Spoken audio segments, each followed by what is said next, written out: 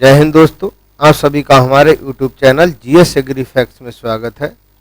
आज हम उन प्रश्नों के बारे में बात करेंगे जो कई बार एग्जामों में पूछे जा चुके हैं और आगे भी पूछे जाने की संभावना है, इसलिए हमारे वीडियो को लास्ट तक देखिएगा। चलिए स्टार्ट करते हैं। पहला प्रश्न है हमारा, निम्न में कौन सा रोग वायरस द्वारा नहीं होता है? नंबर 1 रिंडरपेस्ट, नंबर 2 चेचक, नंबर 3 खुरपका मुंहपका और नंबर 4 पैराट्यूबरकुलोसिस। तो इसका राइट आंसर हमारा क्या हो जाएगा? तो ये हो जाएगा पैराट्यूबरकुलोसिस। पैराट्यूबरकुलोसिस रोग जो है ये जीवाणु द्वारा होता है। किसके द्वारा? जीवाणु द्वारा होता है, जिसमें खुरपका, मुंहपका, चेचक और रिंडरपेस्ट, ये तीनों रोग जो किसके द्वारा होते हैं? ये वायरस द्वारा होते हैं। किसके द्वारा? वायरस, विषाणु द्वारा।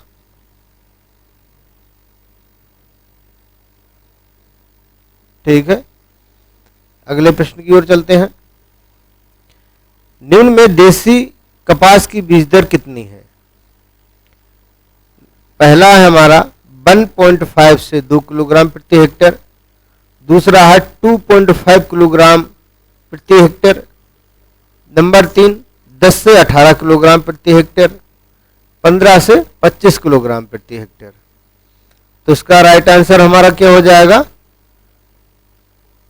10 से 18 किलोग्राम प्रति हेक्टेयर जो है देसी कपास की बीज दर है।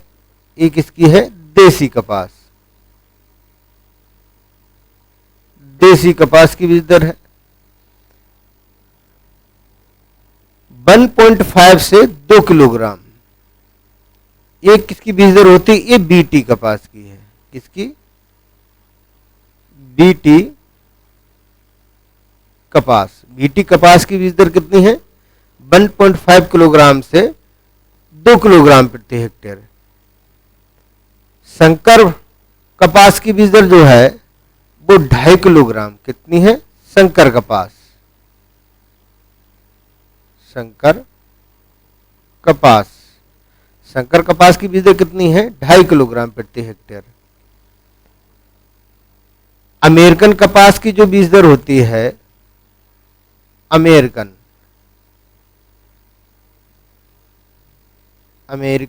कपास, अमेरिकन कपास की बीज दर कितनी होती है? 15 से 25 किलोग्राम प्रति हेक्टेयर है ये। अगले प्रश्न की ओर चलते हैं। टमाटर केचप को किससे परिरक्षक किया करते हैं? यानी टमाटर केचप को जो है बनाया जाता है, टमाटर केचप, उसको परिरक्षक करते हैं तो किस रसायन से करते हैं?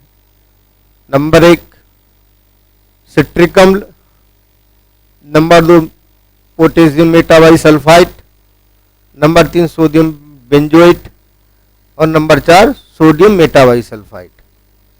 तो इसका राइट आंसर हो जाएगा हमारा सोडियम बेंजोएट।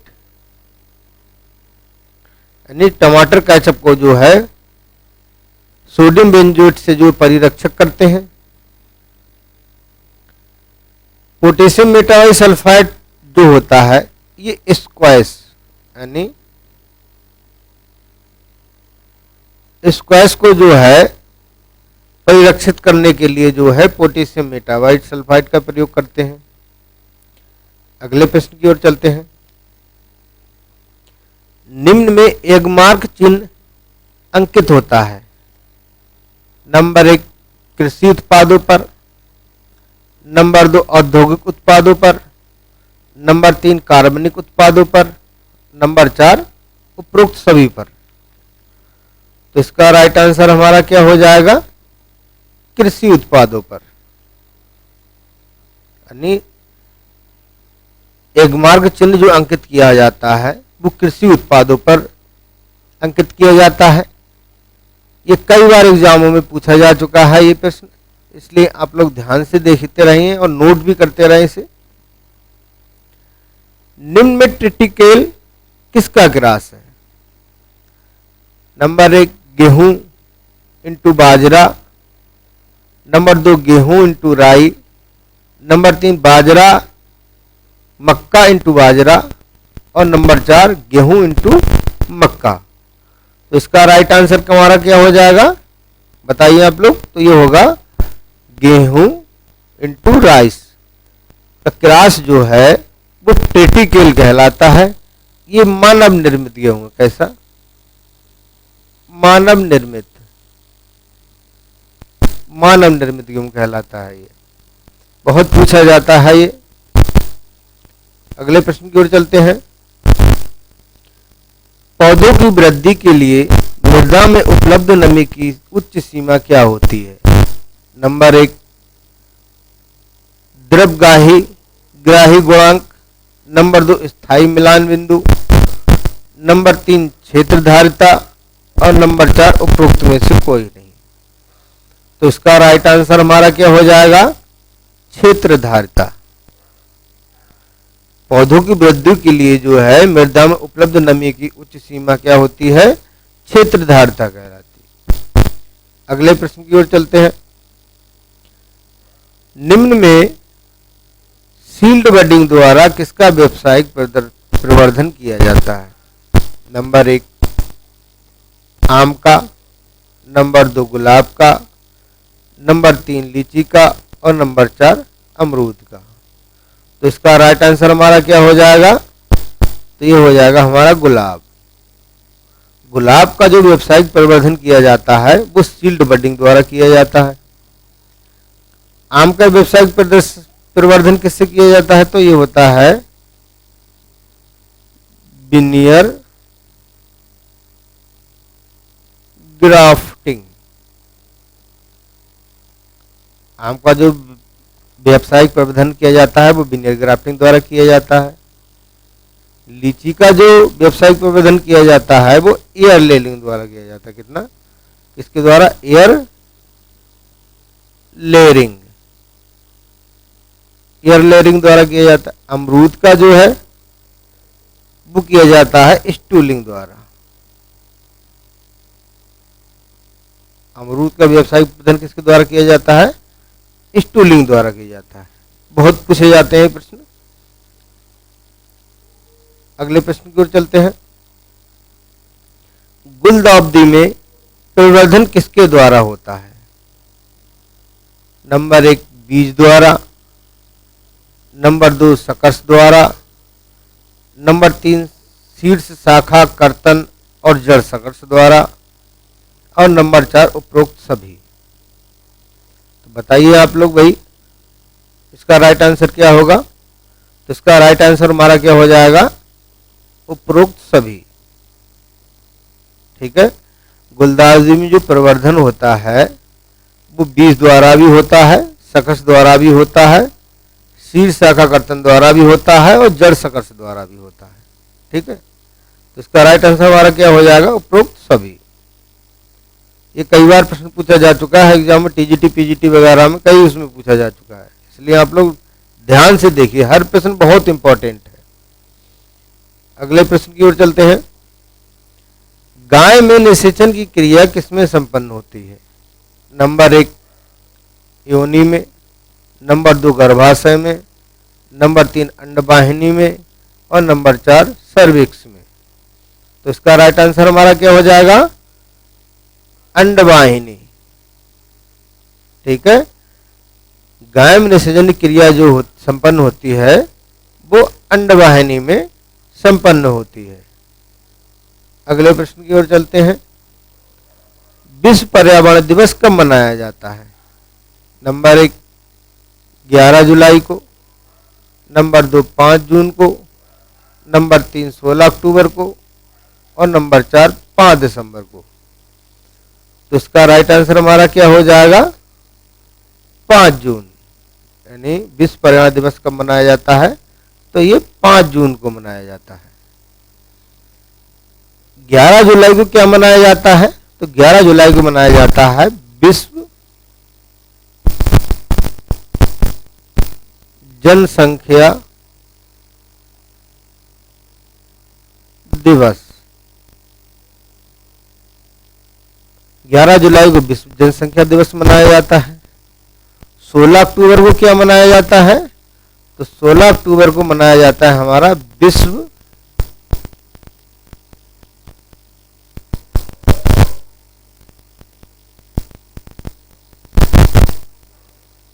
खाद्य दिवस।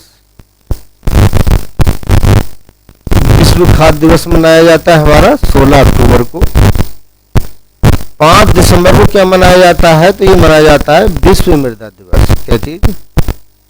विश्व मृदा दिवस। बहुत इंपॉर्टेंट है ये, ठीक है। 11 जुलाई क्या मनाया जाता है? विश्व जनसंख्या दिवस। 5 जून को मनाया जाता है विश्व पर्यावरण दिवस। 16 अक्टूबर को क्या मनाया जाता है? विश्व खाद्य दिवस। और 5 दिसंबर को क्या मनाया जाता है? विश्व मृदा दिवस। अगले प्रश्न की ओर चलते हैं। संकर ज्वार के आधारीय बीज की पृथक्करण दूरी कितना रखते हैं? यानी संकर ज्वार के जो आधारीय बीज की जो है पृथक्करण दूरी रखते हैं, कितनी रखते हैं? 400 मीटर, 50 मीटर, 300 मीटर, 1000 मीटर। तो इसका राइट आंसर हमारा क्या हो जाएगा? 300 मीटर।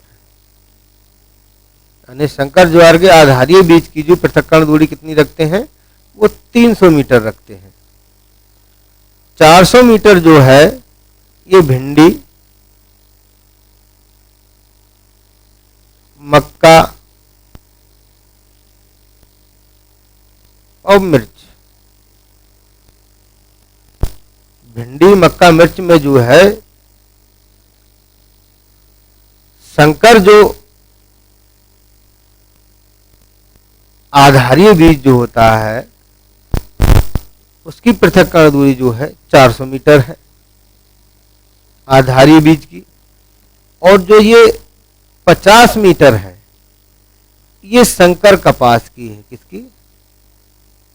संकर कपास। संकर कपास की जो आधारीय बीज की पृथक्करण दूरी है वो 50 मीटर है। और 1000 मीटर जो है ये प्याज और गाजर। प्याज और गाजर के जो है आधारीय बीज की पृथक्करण दूरी कितनी है? तो वो है 1000 मीटर। और 50 मीटर जो किसकी है आधारीय बीज की पृथक्करण दूरी, वो है संकर कपास की। और 400 मीटर जो है आधारीय बीज की पृथक्करण दूरी किसकी है? ये भिंडी, मक्का और मिर्च की है। अगले प्रश्न की ओर चलते हैं। वर्षा जल को किस यंत्र के द्वारा नापते हैं? नंबर 1 टेंसियोमीटर से, नंबर 2 रेन गेज से, नंबर 3 एनीमोमीटर से और नंबर 4 हाइग्रोमीटर से। तो इसका राइट आंसर हमारा क्या हो जाएगा? बताइए आप लोग। Rain gauge. बहुत पूछा जाता है। यानी वर्षा जल को किस यंत्र से नापते हैं? तो रेन गेज से नापते हैं। टेंसियोमीटर से क्या नापते हैं? तो ये नापते हैं मृदा में नमी। मृदा में नमी। मृदा में नमी किससे नापते हैं? टेंसियोमीटर से नापते हैं। एनीमोमीटर से क्या नापते हैं? तो ये नापते हैं वायु की गति। वायु की गति नापते हैं एनीमोमीटर से। हाइग्रोमीटर से क्या नापते हैं? तो ये नापते हैं आपेक्षिक आर्द्रता। आपेक्षिक आर्द्रता। अगले प्रश्न की ओर चलते हैं हम। निम्न में भेड़ के पौड़ नर को कहते हैं, क्या कहते हैं? Number 1 RAM, number 2 bore, number 3 Coke और नंबर 4 बुल। तो इसका राइट आंसर हमारा क्या हो जाएगा? रैम। यानी भेड़ के प्रौढ़ नर को क्या कहते हैं? तो इसे रैम कहते हैं। बोर जो है ये सुअर के जो प्रौढ़ नर को कहते हैं, क्या कहते हैं? सुअर। सुअर के प्रौढ़ नर को क्या कहते हैं? बोर कहते हैं। और मुर्गी के प्रौढ़ नर को क्या कहते हैं? तो इसे कहते हैं कोक, यानी मुर्गी, मुर्गी के प्रौढ़ नर को क्या कहते हैं? कोक कहते हैं।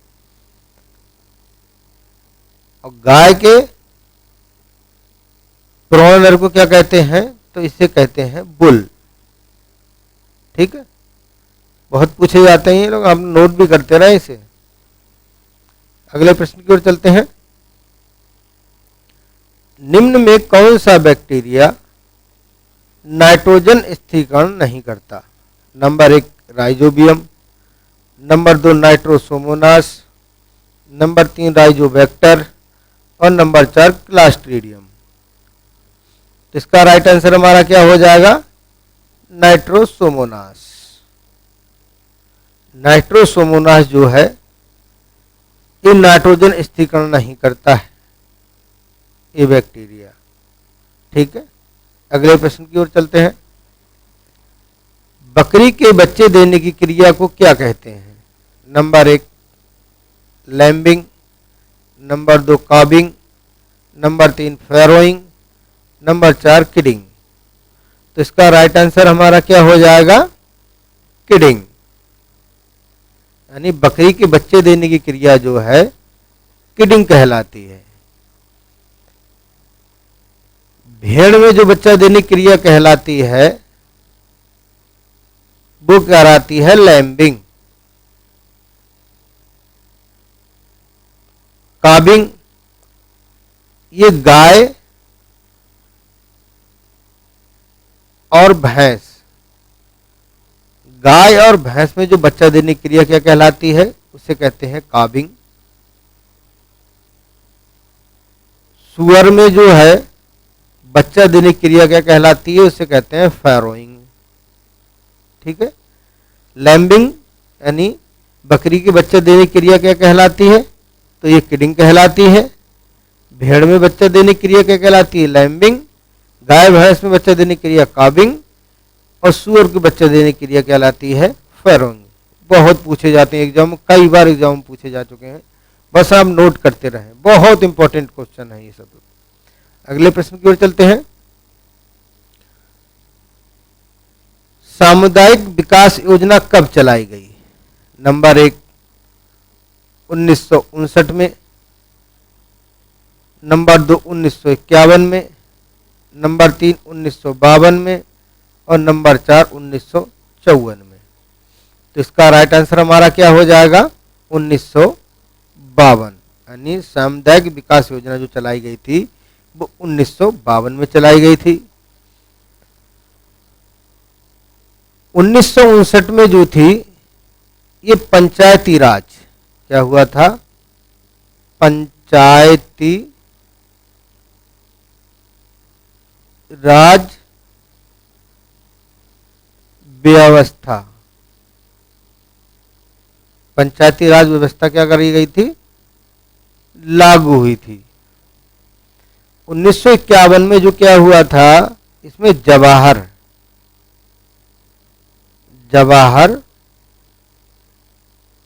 रोजगार योजना, जवाहर रोजगार योजना जो लागू की गई थी वो 1951 में की गई। 1954 में जो था वो नेशनल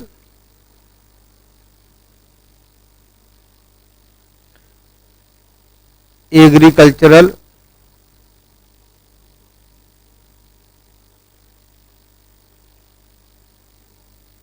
इनोवेशन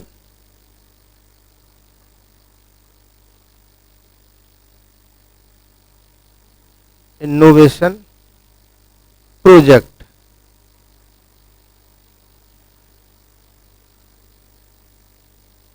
NAIP,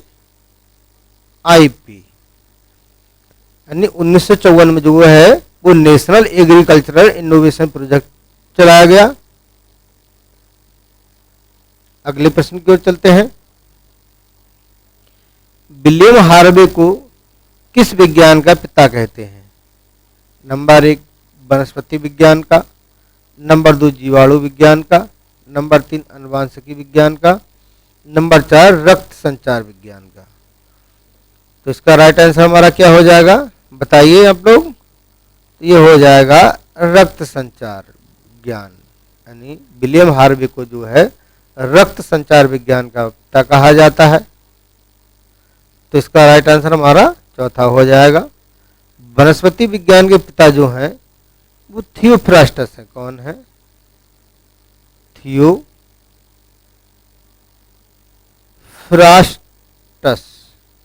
यानी थियोफ्रास्टस है। जीवाणु विज्ञान के पिता जो हैं वो हमारे ल्यूवेन हॉक है। कौन है, ल्यूवेन हॉक है। अनुवांशिकी विज्ञान के पिता जो हैं वो हमारे ग्रेगर जॉन मेंडल है। यानी वनस्पति विज्ञान के पिता जो थियोफ्रास्टस है, जीवाणु विज्ञान के पिता जो है ल्यूवेन हॉक है, और अनुवांशिकी विज्ञान के पिता जो है वो ग्रेगर जॉन मेंडल है, और रक्त संचार विज्ञान के पिता जो हैं वो कौन है, विलियम हार्वे है। अगले प्रश्न की ओर चलते हैं। एक जिला एक उत्पाद योजना कब चलाई गई? नंबर 1 2005 में,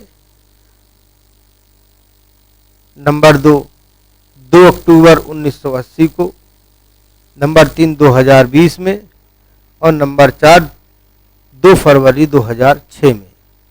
तो इसका राइट आंसर हमारा क्या हो जाएगा, 2020।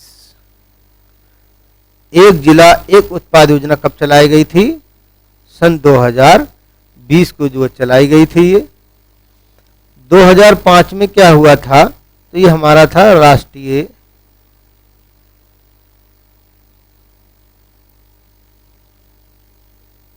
उद्यानिकी मिशन, NHM कहते हैं, NHM, नेशनल हॉर्टिकल्चर मिशन, यानी राष्ट्रीय उद्यानिकी मिशन, जो है कब चलाया गया था, वो 2005 में। और 2 अक्टूबर 1980 को क्या हुआ था, इसमें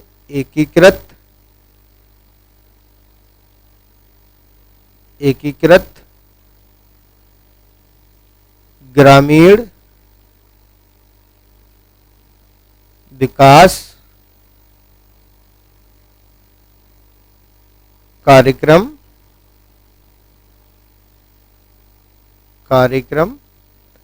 IRDP,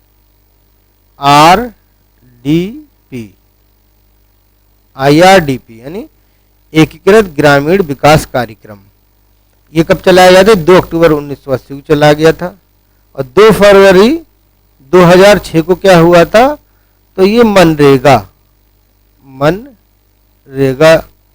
कब चलाया गया था? ये 2 फरवरी सन 2006 को। 2005 में क्या हुआ था, राष्ट्रीय उद्यानिकी मिशन या नेशनल हॉर्टिकल्चर मिशन चलाया गया था। 2 अक्टूबर 1980 को जो है एकीकृत ग्रामीण विकास कार्यक्रम IRDP चलाया गया।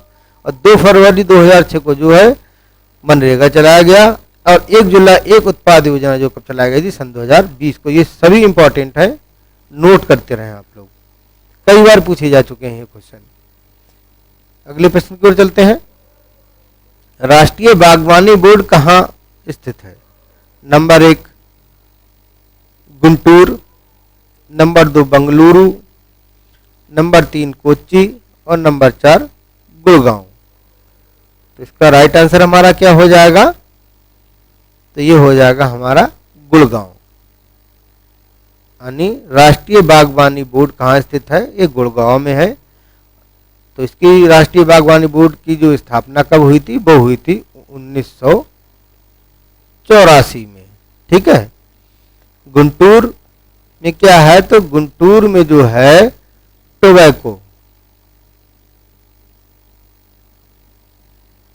टोबैको बोर्ड, टोबैको बोर्ड कहाँ है, वो गुंटूर में है। और इसकी स्थापना कब हुई थी, तो इसकी स्थापना हुई थी 1976 में। बंगलुरु में क्या है, तो बंगलुरु में जो है वो सेंट्रल सिल्क बोर्ड,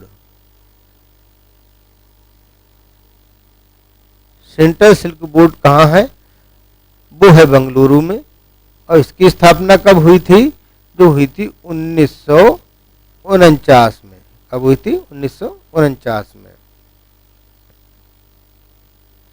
कोच्चि में जो है वो नारियल विकास बोर्ड, नारियल विकास बोर्ड जो है कहाँ है, वो कोच्चि में है। और इसकी स्थापना कब हुई थी, ये हुई थी 1981 में। बहुत इंपॉर्टेंट क्वेश्चन है,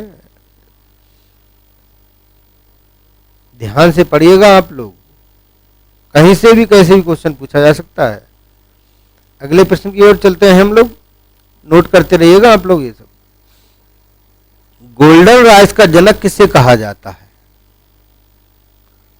गोल्डन राइस का जनक किसे कहा जाता है। नंबर 1 युवान लोंगपिंग, नंबर 2 इंगो पोट्राइकस को, और नंबर 3 गुरुदेव सिंह खुस, और नंबर 4 एस नागराजन। तो इसका राइट आंसर हमारा क्या हो जाएगा, तो ये हो जाएगा हमारा इंगो पोट्राइकस। इंगो पोट्राइकस को जो है गोल्डन राइस का जनक कहा जाता है। ये कहाँ के थे वैज्ञानिक, इंगो पोट्राइकस, ये थे जर्मनी के। कहाँ के थे ये, जर्मनी के थे। और गोल्डन राइस में सबसे अधिक क्या पाया जाता है, तो ये विटामिन ए, विटामिन ए सबसे अधिक पाया जाता है। युवान लोंगपिंग जो है ये संकर धान के, संकर धान के जो है ये, या हाइब्रिड राइस के जो जनक कहे जाते हैं। और ये कहाँ के रहने वाले, ये थे चीन के। युवान लोंगपिंग जो है चीन के रहने वाले, संकर धान का जनक कहा जाता है। गुरुदेव सिंह खुस, इन्होंने जो है सुपर राइस, कौन, सुपर राइस, सुपर राइस की जो है जनक कहा जाता है इन्हें, किसे, गुरुदेव सिंह खुस को।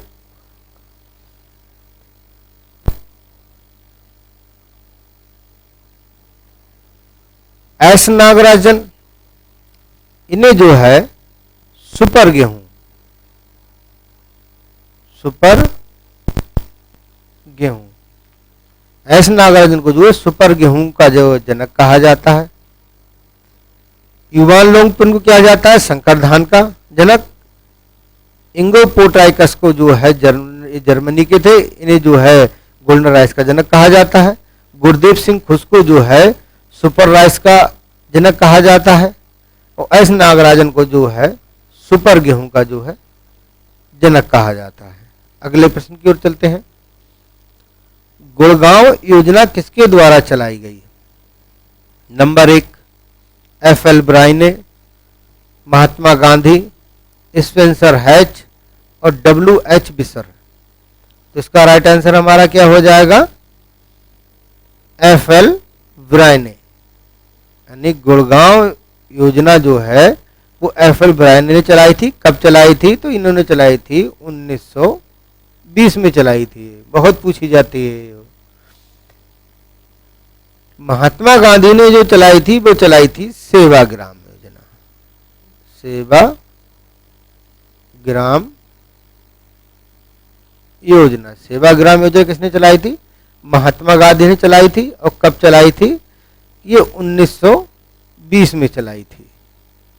स्पेंसर हैच ने जो है, इन्होंने क्या किया था, इन्होंने चलाई थी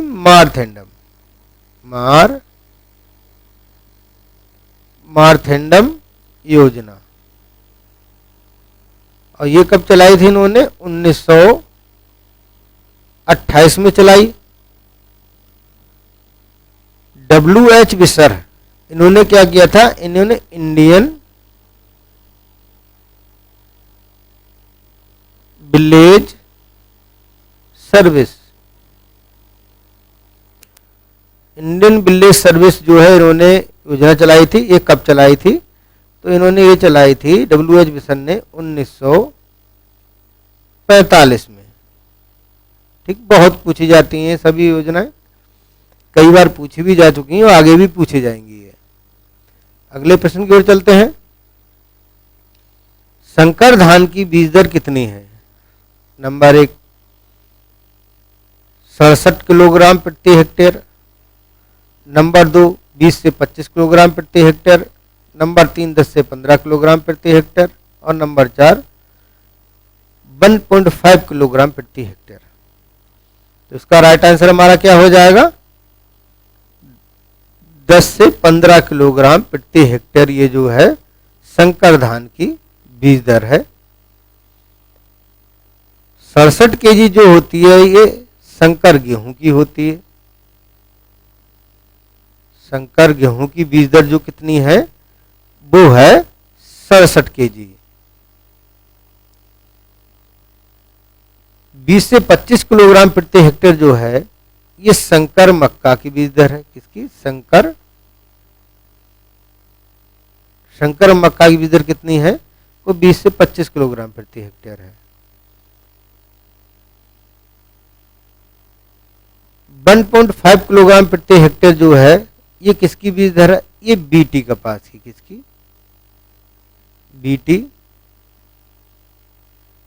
बीटी कपास की बीज दर कितनी है? वो है 1.5 किलोग्राम प्रति हेक्टेयर। बहुत पूछे जाते हैं। अगले प्रश्न की ओर चलते हैं। कवक विज्ञान के पिता किसे कहा जाता है? Number 1 Albert hovered, number 2 Adam Smith, number 3 am माइकेली और नंबर 4 जो है एलए रामदास। तो इसका राइट आंसर हमारा क्या हो जाएगा? तो ये हो जाएगा एमए माइकेली, यानी एएम माइकेली को जो है कवक विज्ञान का जनक कहा जाता है। अल्बर्ट होवर्ड को जो है जैविक खेती, इसका जैविक खेती का जनक कहा जाता है अल्बर्ट होवर्ड को। एडम स्मिथ जो है ये अर्थशास्त्र के जनक है। कौन है? अर्थशास्त्र के जनक कौन है? वो एडम स्मिथ है।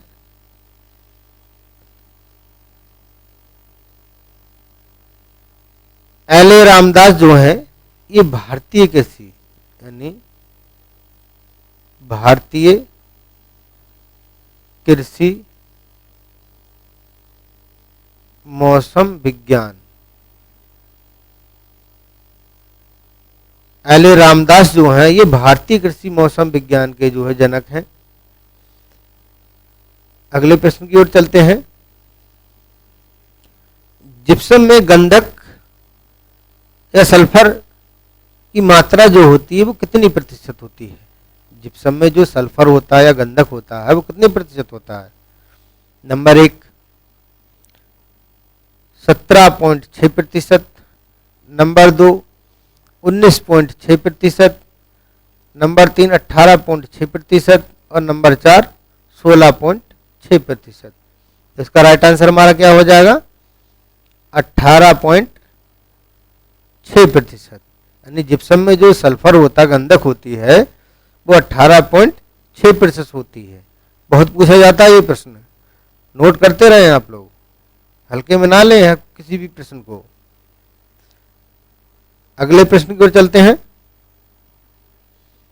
कौन सा पोषक तत्व सूखा सहनशीलता को जो है बढ़ाता है?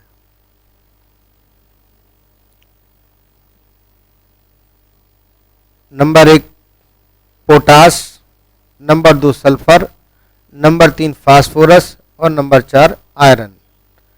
तो इसका राइट आंसर हमारा क्या हो जाएगा? फास्फोरस।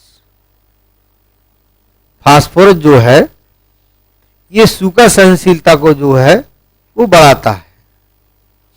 अगले प्रश्न की ओर चलते हैं। लीफ एरिया इंडेक्स की परिभाषा किसके द्वारा दी गई? नंबर 1 वाटसन, नंबर 2 हुगो डी ब्रीज, नंबर 3 अरस्तु और नंबर 4 हिप्पोक्रेटस। तो इसका राइट आंसर हमारा क्या हो जाएगा? बाटसन। लीफ एरिया इंडेक्स की परिभाषा जो दी थी वो बाटसन ने दी थी। तुम्हारा पहला आंसर सही हो जाएगा। हुगो डी ब्रीज ये जो है उत्परिवर्तन उत्परिवर्तन के जो बात के जो है जनक कहलाते हैं। हुगो डी ब्रीज कौन है? ये उत्परिवर्तनवाद के जनक है। अरस्तु को जो है वो जीव विज्ञान का जनक माना जाता, कहते हैं किसे? जीव विज्ञान के जनक। जीव विज्ञान के जनक कौन है? वो अरस्तु हैं। और हिप्पोक्रेटस को जो है माना जाता है वो औषधि, कौन? औषधि विज्ञान का जनक। औषधि विज्ञान का जनक जो है हिप्पोक्रेटस को कहा जाता है। अगले प्रश्न की ओर चलते हैं। हाँ, एक बात और, अगर आप कोई भी प्रश्न पढ़ देख रहे हैं तो जब आप एग्जाम देने जाएंगे तो उसमें आप इंग्लिश और हिंदी दोनों में पढ़ के दीजिएगा, क्योंकि अरस्तु को कहीं कहीं इंग्लिश में अरिस्टोटल भी लिखा होगा, अरिस्टोटस भी लिखा होगा, तो आप उसमें कंफ्यूज मत होइएगा। ठीक है, इसलिए जो आपको हिंदी में समझ में ना आए तो उसे इंग्लिश में एक बार जरूर पढ़िएगा। ठीक है, अगले प्रश्न की ओर चलते हैं। निम्न में बकरी की नस्ल है। निम्न में बकरी की नस्ल है। नंबर 1 अंगोल, नंबर 2 मुर्रा, नंबर 3 मैरिनो और नंबर 4 बर्बरी। तो इसका राइट आंसर हमारा क्या हो जाएगा? तो हमारा राइट आंसर हमारा हो जाएगा बर्बरी। बकरी की जो नस्ल है वो जो है बर्बरी है। बर्बरी जो बकरी है ये दुधारू नस्ल कैसी है? दुधारू नस्ल है। अंगोल जो है ये गाय की नस्ल है। किसकी है? गाय की, दिकाजी नस्ल है। कैसी है? दिकाजी नस्ल। मुर्रा जो है ये भारत में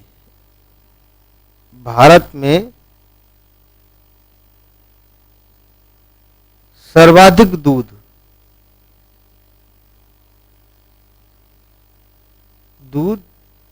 देने वाली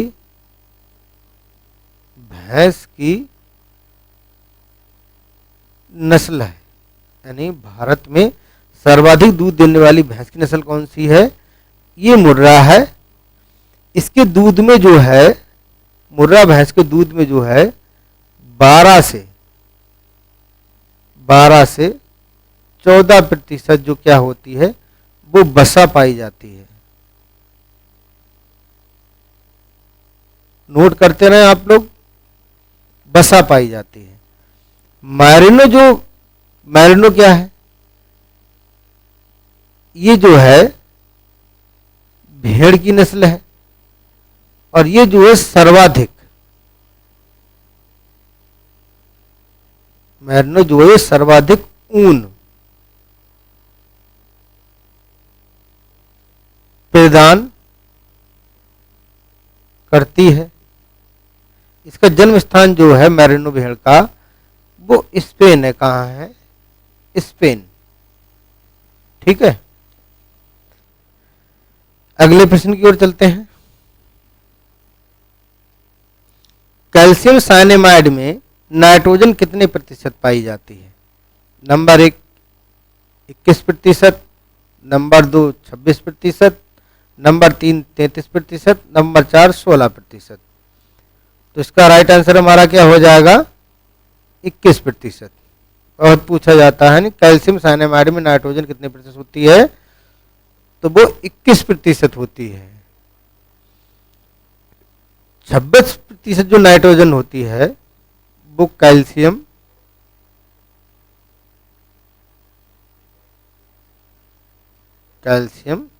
ammonium nitrate. Calcium ammonium nitrate में जो है कितने प्रतिशत वो नाइट्रोजन होती है, वो होती है 26%। ठीक है, 33% जो होती है नाइट्रोजन वो किसमें पाई जाती है, ये पाई जाती है अमोनियम नाइट्रेट। अमोनियम नाइट्रेट में नाइट्रोजन कितनी होती है, वो होती है 33%। ठीक है, सोडियम नाइट्रेट, सोडियम नाइट्रेट में जो नाइट्रोजन होती है वो कितनी होती है, 16% पाई जाती है। सोडियम नाइट्रेट में 16%, अमोनियम नाइट्रेट में जो है 33% नाइट्रोजन, और कैल्शियम अमोनियम नाइट्रेट में जो है 26% प्रोटीन होती है, वो नाइट्रोजन होती है, और कैल्शियम साइनामाइड में जो है 21% जो है नाइट्रोजन होती है। अगले प्रश्न की ओर चलते हैं। मसाला बोर्ड कहाँ स्थित है? Number 1 Kolkata, number 2 Bengaluru, number 3 Kochi, और नंबर 4 जोधपुर। तो इसका राइट आंसर हमारा क्या हो जाएगा? कोच्चि। मसाला बोर्ड कहाँ है? कोच्चि में है, और इसकी स्थापना कब हुई थी? वो हुई थी 1986 में। ठीक है, कोलकाता में क्या है, यहाँ पे चाय बोर्ड है। चाय बोर्ड जो कहाँ है, वो कोलकाता में है, और चाय बोर्ड की स्थापना कब हुई थी? वो हुई थी 1953 में। ठीक है, बेंगलुरु में क्या है? बेंगलुरु में जो कॉफी बोर्ड है, कौन सा है? Coffee board.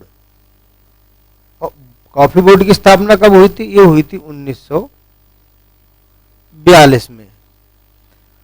जोधपुर में जो क्या है, जोधपुर में है केंद्रीय ऊन विकास बोर्ड। इसकी स्थापना कब हुई थी? इसकी स्थापना हुई थी 1987 में। यानी मसाला बोर्ड कहाँ स्थित है? तो ये है कोच्चि में, और इसकी स्थापना हुई थी 1986 में। कोलकाता में जो है चाय बोर्ड है, और इसकी स्थापना हुई थी 1953 में। बेंगलुरु में क्या है? ये कॉफी बोर्ड है, और ये 1942 में इसकी स्थापना हुई कॉफी बोर्ड की। जोधपुर में जो है केंद्रीय ऊन विकास बोर्ड है, इसकी स्थापना कब हुई? 1987 में। बहुत इंपॉर्टेंट क्वेश्चन है। अगले प्रश्न की ओर चलते हैं। मसूर का वानस्पतिक नाम, मसूर का लिंटिल का वानस्पतिक नाम क्या है? Number 1 Phaseolus aconitifolius, number 2 Medicago सताइबा,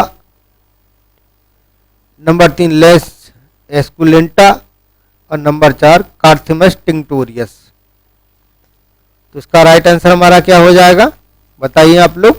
तो इसका हो जाएगा लेंस एस्कुलेंटा।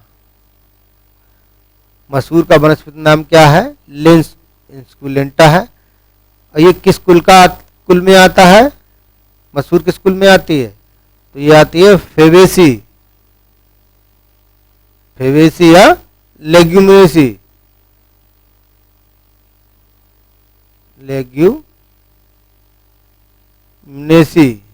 ठीक है।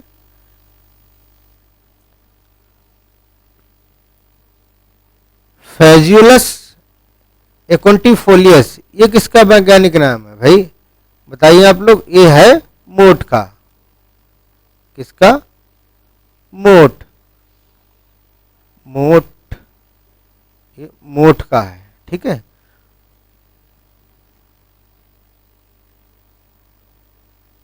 चलो एक मिनट रुक जाइए, मैं दोबारा से लिख देता हूँ। मोट, मोट यानी फेजुलस एकोंटिफोलियस जो है मोट का वैज्ञानिक नाम है। और ये किस कुल का है? ये फबेसी कुल का है। ये भी किसका? इसका कुल जो है वो फबेसी है, ठीक है, या लेग्यूमिनेसी है। मेडिकागो सटाइवा, ये किसका साइंटिफिक नेम है? तो ये है रिजका का। किसका? रिजका का जो है वनस्पतिक नेम क्या है? मेडिकागो सटाइवा।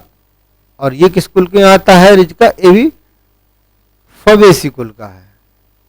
फेबेसी यानी फेबेसी या लेग्यूमिनेसी। कार्थेमस टिंक्टोरियस, ये किसका वैज्ञानिक नाम है? ये है कुसुम का। किसका? कुसुम का जो वैज्ञानिक नाम, साइंटिफिक नेम क्या है? ये वनस्पतिक नेम क्या है? तो कार्थेमस टिंक्टोरियस है। और कुसुम जो किस फैमिली में आती है? तो ये आती है कंपोजिटी। किसमें? कंपोजिटी, ठीक है। फिर से एक बार देख लीजिएगा, मसूर का वनस्पतिक नाम क्या है? तो वो है लेंस एस्कुलेंटा।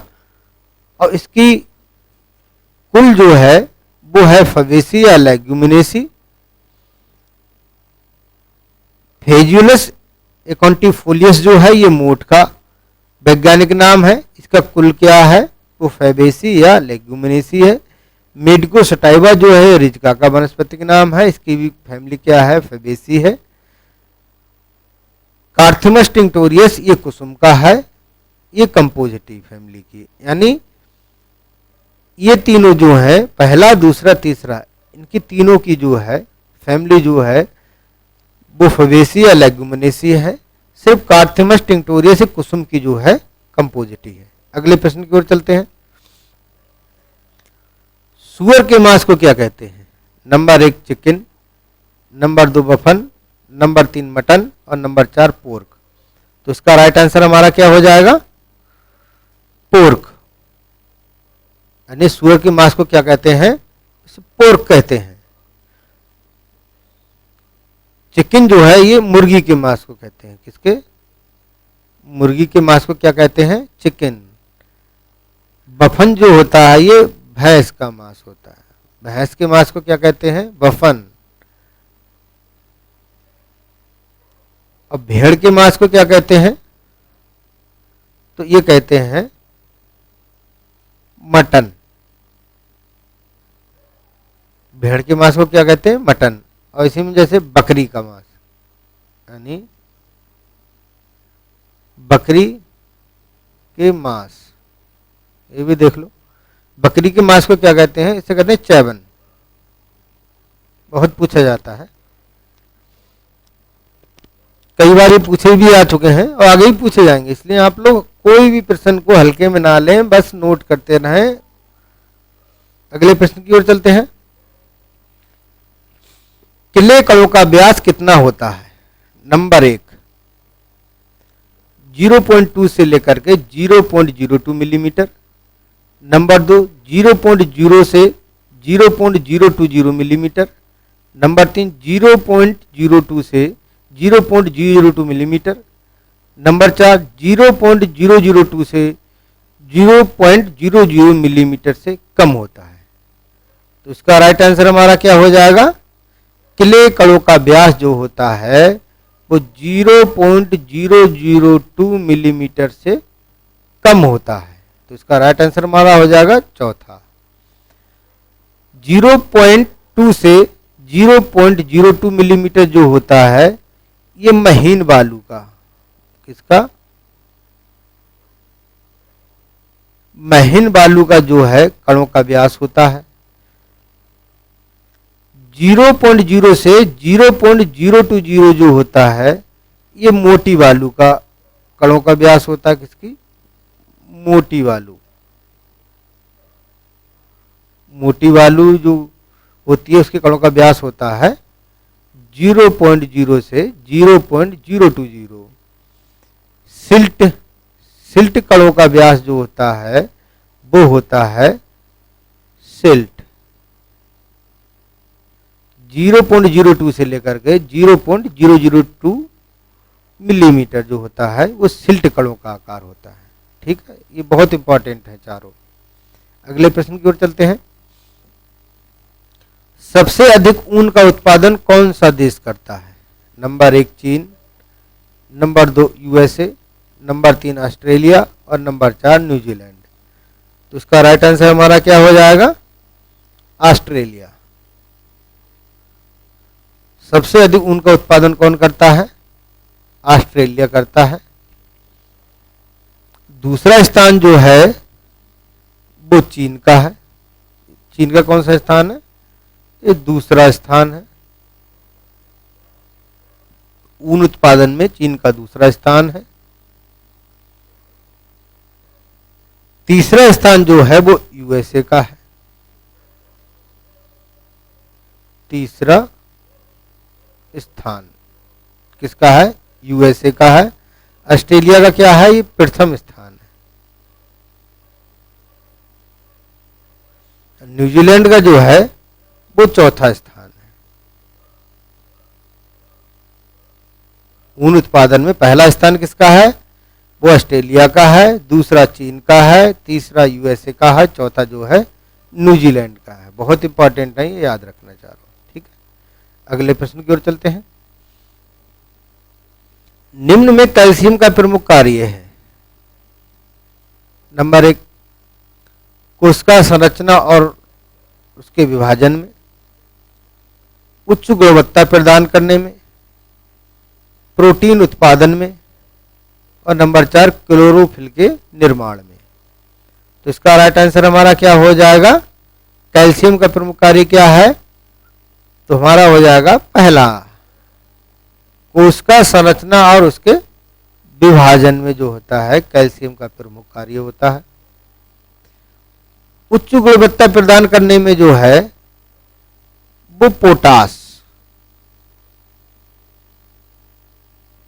जो होती है वो उच्च गुणवत्ता प्रदान करती है।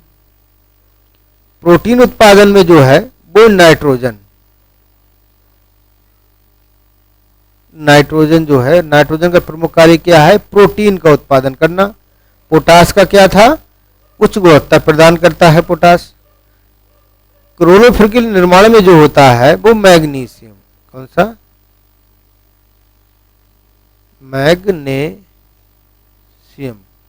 मैग्नीशियम का क्या काम होता है? क्लोरोफिल के निर्माण में जो है भाग लेता है। क्लोरोफिल का जो है प्रमुख तत्व जो क्या है? मैग्नीशियम है। बहुत इंपॉर्टेंट है ये। अगले प्रश्न की ओर चलते हैं।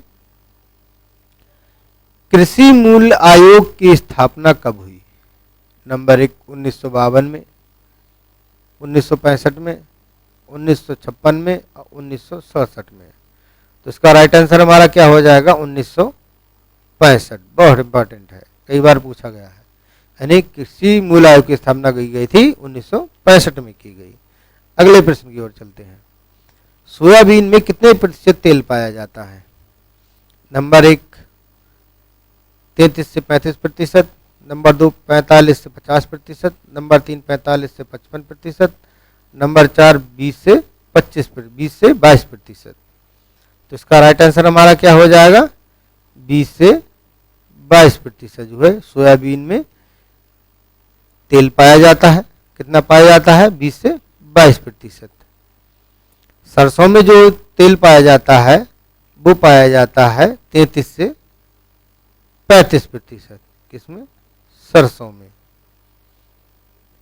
सूरजमुखी में जो तेल होता है वो 45 से 50% पाया जाता है। किसमें? सूरजमुखी में तेल का प्रतिशत कितना पाया जाता है? 45 से 50। अरंडी में, यानी अरंडी में जो तेल का प्रतिशत होता है वो 45 से 55% होता है। बहुत इंपॉर्टेंट है, आप लोग नोट भी करते रहे। अगले प्रश्न की ओर चलते हैं। गाय के दूध में वसा का प्रतिशत कितना होता है? नंबर 1 3.0 से 4.0, नंबर 2 2.0 से 3.0, तीसरा है 4.0 से 5.0 और 5.0 से लेकर के 6.0। तो इसका राइट आंसर हमारा क्या हो जाएगा? 3.0 से लेकर के 4.0, यानी गाय के दूध में वसा का प्रतिशत जो होता है वो 3.0 से लेकर के 4.0% होता है। बहुत पूछा जाता है। अगले प्रश्न की ओर चलते हैं। सरसों की खली में कितने प्रतिशत प्रोटीन पाई जाती है? Number 1 10%, number 2 20%, number 3 30%, number 4 40%। तो इसका राइट आंसर हमारा क्या हो जाएगा? 40%। यानी सरसों की खली में प्रोटीन पाई जाती है वो 40% पाई जाती है। अगले प्रश्न की ओर चलते हैं। अंडे में कितने प्रतिशत प्रोटीन पाई जाती है? नंबर 1 10.5 से लेकर के 11.5%, 11.5 से लेकर के 13.5%, 15.5 से लेकर के 16.5%, 13.5 से लेकर के 16.5%। तो इसका राइट आंसर हमारा क्या हो जाएगा? बताइए आप लोग। 11.5% से लेकर के 13.5% जो होती है अंडे में प्रोटीन पाई जाती है। तो राइट आंसर हमारा क्या हो जाएगा? दूसरा। अगले प्रश्न की ओर चलते हैं। भैंस के दूध में कितने प्रतिशत प्रोटीन पाई जाती है? नंबर 1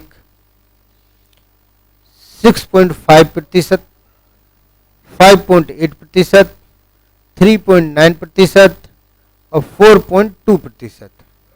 तो इसका राइट आंसर हमारा क्या हो जाएगा?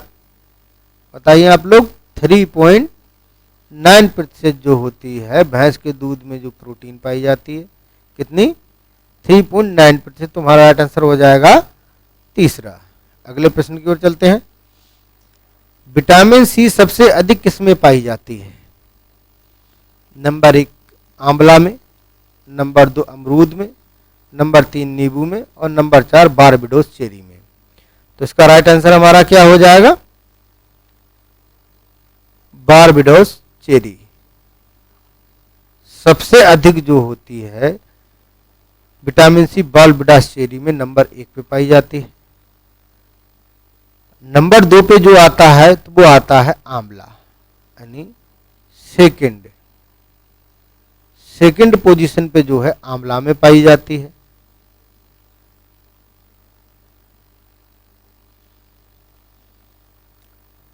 थर्ड पोजीशन पे जो होती है वो अमरूद में पाई जाती है। किसमें? अमरूद में। थर्ड नंबर पे। अब फोर्थ नंबर पे जो होती, फोर्थ नंबर पे जो आता है हमारा नींबू, और पहले नंबर पे हमारे आती है, फर्स्ट नंबर पे आती है वो है बारबेडोस चेरी। यानी सबसे ज्यादा पाई जाती है बारबेडोस चेरी में, उसके बाद आंवला में, उसके बाद अमरूद में, उसके बाद नींबू में। अब इसमें बारबेडोस चेरी की जगह कोई और फल दिया होता तो हम किसे लगाएंगे? तब आंवला को लगाएंगे। और आंवला और बारबेडोस चेरी दोनों ना हो, फिर 2 फल और कोई सा दे दे तो क्या लगाएंगे? तो अमरूद लगाएंगे। ठीक है, इस बात को ध्यान रखिएगा आप लोग। अगले प्रश्न की ओर चलते हैं। विश्व में सबसे अधिक केला का उत्पादन जो है कौन सा देश करता है? नंबर 1 चीन, नंबर 2 भारत, नंबर 3 इंडोनेशिया और नंबर 4 ब्राजील। तो इसका राइट आंसर हमारा क्या हो जाएगा? भारत। भारत जो केले का सबसे अधिक उत्पादन करता है। दूसरा स्थान जो है वो चीन का है। कौन सा है? सेकंड नंबर पे सबसे अधिक उत्पादन कौन करता है केले का? वो चीन करता है। तीसरे नंबर पे जो है वो इंडोनेशिया सबसे अधिक केले का उत्पादन करता है, वो तीसरे नंबर पे है। थर्ड नंबर पे जो है इंडोनेशिया, जो विश्व में सबसे अधिक केले का उत्पादन करता है। ब्राजील जो है ये 4th स्थान है ब्राजील का। विश्व में चौथे नंबर पर सबसे अधिक केले का उत्पादन कौन करता है? तो ये ब्राजील करता है। अगले प्रश्न की ओर चलते हैं। विश्व में सबसे अधिक मक्का का उत्पादन कौन सा देश करता है? नंबर 1 चीन, number 2 USA, number 3 Argentina, number 4 Brazil. तो इसका राइट आंसर हमारा क्या हो जाएगा? यूएसए। यूएसए जो है विश्व में सबसे अधिक मक्का का उत्पादन करता है। यूएसए का जो क्या कौन सा स्थान है? प्रथम स्थान है। यूएसए जो है मक्का उत्पादन में प्रथम स्थान है। दूसरा स्थान जो है सेकंड पोजीशन, सेकंड स्थान जो है विश्व में सबसे अधिक मक्का का उत्पादन चीन करता है दूसरे स्थान पर। अर्जेंटीना जो है ये चौथे नंबर पे। कौन सा? चौथे नंबर पे। चौथे नंबर पे जो है फोर्थ पोजीशन, यानी चौथे नंबर पर जो है विश्व में सबसे अधिक मक्का का उत्पादन करता है ब्राजील। ब्राजील जो है ये इसका थर्ड स्थान है। ये थर्ड नंबर पे जो है तीसरा स्थान है विश्व में सबसे अधिक मक्का का उत्पादन जो कौन करता है? थर्ड नंबर पे वो ब्राजील करता है। अगले प्रश्न की ओर चलते हैं। मिलीबग किस फसल का जो है प्रमुख कीट है? नंबर 1 लीची, नंबर 2 केला, नंबर 3 कटहल और नंबर 4 आम। बहुत इंपॉर्टेंट क्वेश्चन है, कई बार पूछा जा चुका है। तो इसका राइट आंसर हमारा क्या हो जाएगा? कटहल। कटहल नहीं, आम यार, सॉरी। यानी मिलीबग जो किस फसल का प्रमुख कीट है? तो ये आम का है। बहुत पूछा जाता है ये आम में, यानी मिलीबग किसका प्रमुख कीट है? तो ये आम का है। अगले प्रश्न की ओर चलते हैं। उदासीन मृदा में सर्वाधिक कौन से सूक्ष्म जीव पाए जाते हैं? नंबर 1 कवक, नंबर 2 जीवाणु, नंबर 3 विषाणु और नंबर 4 शैवाल। तो इसका राइट आंसर हमारा क्या हो जाएगा? जीवाणु। यानी उदासीन मृदा में सर्वाधिक कौन से सूक्ष्म जीव पाए जाते हैं? तो ये पाए जाते हैं जीवाणु। तो हमारा राइट आंसर क्या हो जाएगा? दूसरा। अगले प्रश्न की ओर चलते हैं। बीज अधिनियम कब लागू हुआ? नंबर 1 1966 में, 1976 में, 1974 में, 1967 में। तो इसका राइट आंसर हमारा क्या हो जाएगा? 1966। यानी बीज अधिनियम कब लागू हुआ? 1966 में। पहला ऑप्शन सही हो जाएगा हमारा। अगले प्रश्न की ओर चलते हैं। बहुत पूछा जाता है, कई एग्जाम में पूछा जा चुका है ये, इसलिए नोट करते रहे आप लोग। राष्ट्रीय जैविक खेती केंद्र कहाँ है? Number 1 Bhopal Madhya Pradesh, Vadodara Gujarat, number 3 Pathankot Punjab, number 4 Ghaziabad Uttar Pradesh. तो इसका राइट आंसर हमारा क्या हो जाएगा? गाजियाबाद उत्तर प्रदेश। यानी राष्ट्रीय जैविक खेती केंद्र कहाँ है? तो ये गाजियाबाद उत्तर प्रदेश में है। बहुत पूछा जाता है। अगले प्रश्न की ओर चलते हैं। भैंस के दूध का अपेक्षित घनत्व कितना होता है? नंबर 1 1.028 से लेकर के 1.030, नंबर 2 1.030 से लेकर के 1.032, नंबर 3 2.028 से लेकर के 2.030, नंबर 4 2.030 से लेकर के 3.032। तो इसका राइट आंसर हमारा क्या है? ये हो जाएगा 1.030 से लेकर के 1.032। ये किसका है? भैंस के दूध का अपेक्षित घनत्व होता है। ठीक है। और 1.028 से लेकर के 1.030 ये जो है गाय के दूध का अपेक्षित घनत्व कितना होता है? 1.028 से लेकर के 1.030। ये गाय के दूध का है, ये भैंस के दूध का है अपेक्षित घनत्व। ठीक है। अगले प्रश्न की ओर चलते हैं। गाय का गर्भकाल कितने दिन का होता है? नंबर 1 285 दिन, 146 दिन, नंबर 3 151 दिन, नंबर 4 114 दिन। तो इसका राइट आंसर हमारा क्या हो जाएगा? 285 दिन। यानी गाय का गर्भकाल जो होता है वो 285 दिन का होता है। बकरी का गर्भकाल जो होता है, बकरी, वो होता है 146 दिन का। भेड़, भेड़ का गर्भकाल कितना होता है? 151 दिन का।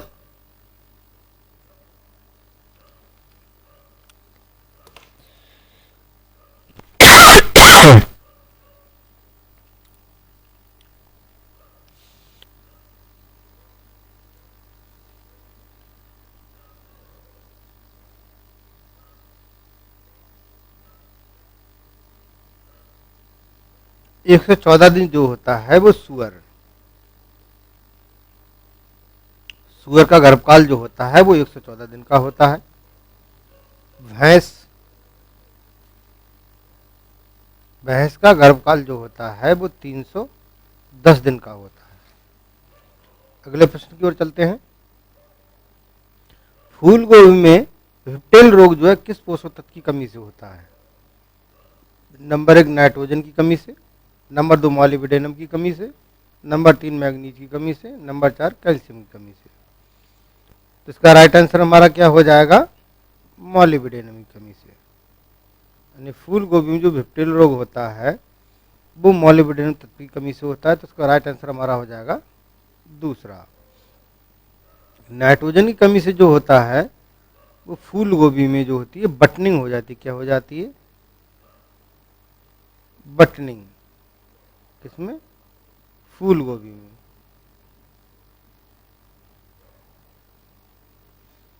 फूल गोभी में बटनिंग किसकी कमी से होती है? नाइट्रोजन की कमी से होती है।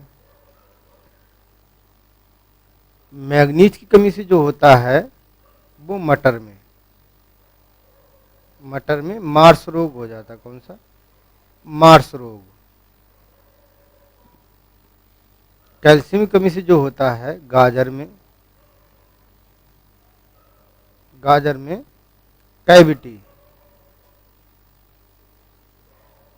कैविटी स्पॉट, कैविटी स्पॉट रोग जो हो जाता है वो गाजर में कैल्शियम की कमी से होता है। अगले प्रश्न की ओर चलते हैं। बहुत इंपॉर्टेंट क्वेश्चन है ये, सब लोग अपने आप नोट करते रहें, ये कहने की भी जरूरत नहीं पड़ेगी, आप खुद ही लगता होगा। अगले प्रश्न की ओर चलते हैं। मिर्च में चरपराहट किसके कारण होती है?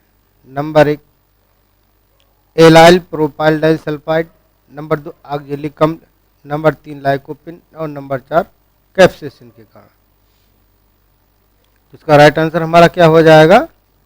कैप्सेसिन। यानी मिर्च में जो चरपराहट होती है वो कैप्सेसिन के कारण होती है। एलाइल प्रोपाइल डाइल सल्फाइड ये जो होती है वो प्याज में, प्याज में जो तीखापन होता है वो एलाइल प्रोपाइल डाइल सल्फाइड के कारण होता है। चने की पत्ती, चने की पत्ती में जो खटास होती है वो ऑक्जेलिक अम्ल के कारण होती है। टमाटर का लाल रंग जो होता है,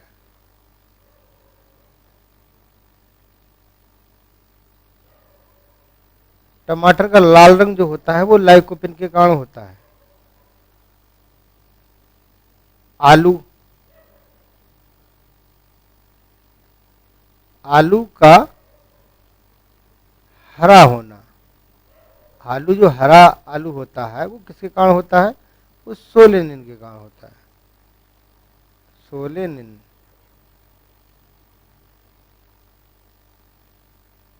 बहुत इंपॉर्टेंट क्वेश्चन, आप लोग नोट करते रहें। आम का खाया जाने वाला भाग कौन सा है? नंबर 1 मासल एरिल, नंबर 2 इंडोस्पर्म, नंबर 3 रसदार टेस्टा, नंबर 4 मासल पुष्पासन। तो इसका राइट आंसर हमारा क्या हो जाएगा? इंडोस्पर्म। यानी आम का खाया जाने वाला भाग कौन सा है?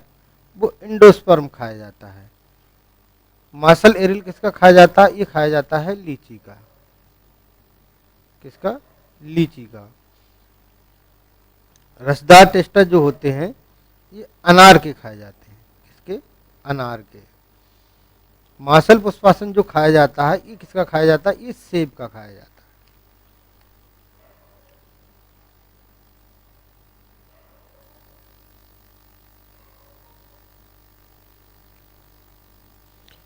अगले प्रश्न की ओर हम चलते हैं। राइबोफ्लेविन सबसे अधिक किस फल में पाया जाता है? नंबर 1 अखरोट, नंबर 2 बेल, नंबर 3 काजू और नंबर 4 रेजिन। तो इसका राइट आंसर हमारा क्या हो जाएगा? बेल।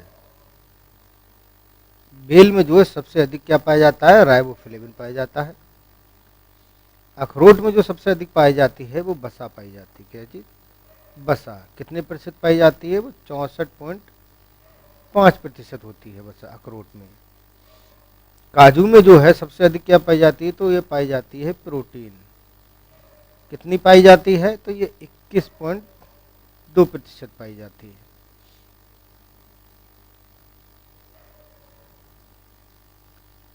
रेजिन में जो सबसे अधिक क्या होता है?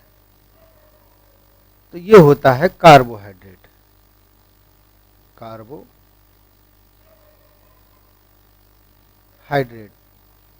कार्बोहाइड्रेट सबसे अधिक किसमें पाया जाता है? रेजिन में। और प्रोटीन दूसरे नंबर पर सबसे अधिक किसमें पाई जाती है?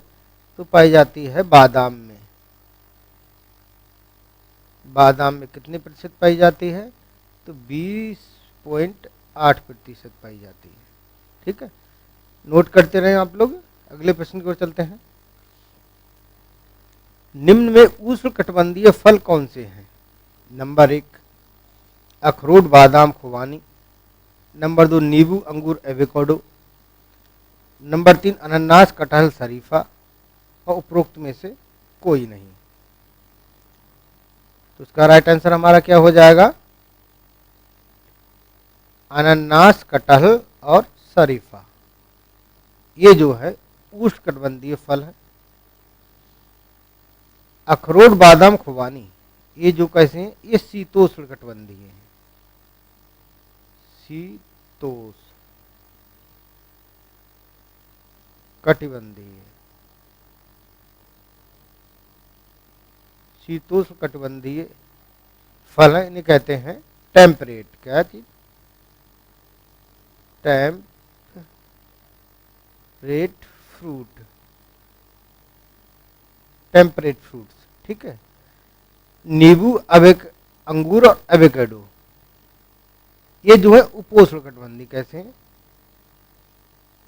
उपोष्णकटिबंधीय।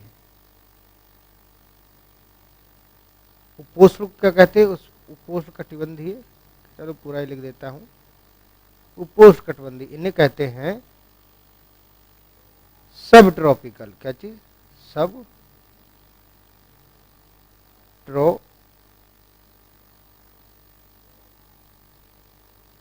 ट्रॉपिकल फ्रूट्स जो होते हैं वो नींबू, अंगूर, जो एवोकाडो है।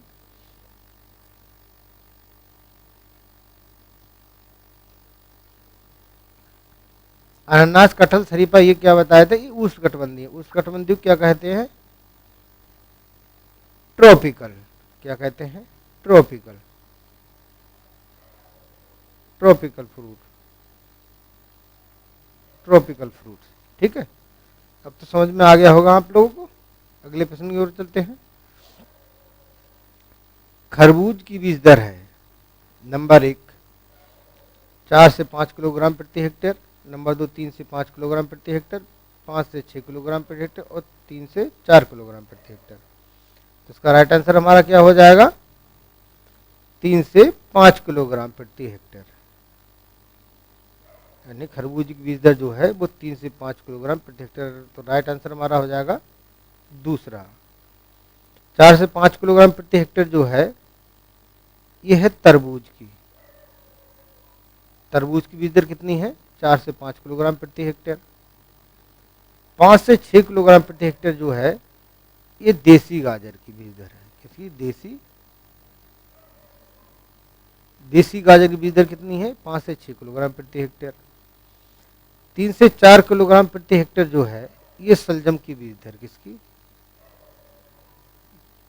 सलजम की बीज दर। ये किसकी थी? गाजर की बीज दर थी। ये लिख देता हूं, बीज दर।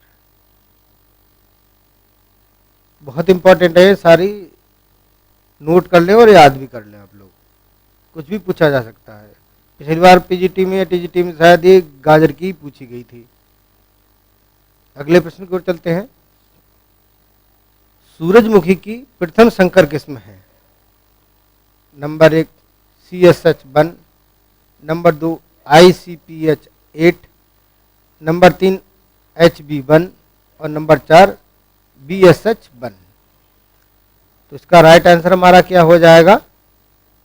BSH1। ये जो है सूरजमुखी की जो है प्रथम संकर किस्म है। तो इसका राइट आंसर हमारा चौथा हो जाएगा। CSH1 ये जो है ज्वार की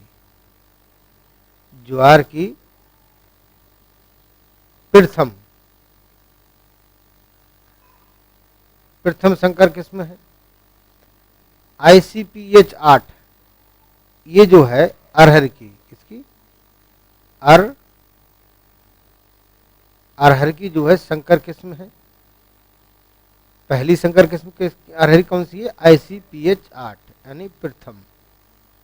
ये सब प्रथम है, प्रथम संकर किस्म। HB1 ये जो किसकी है? ये बाजरा की है।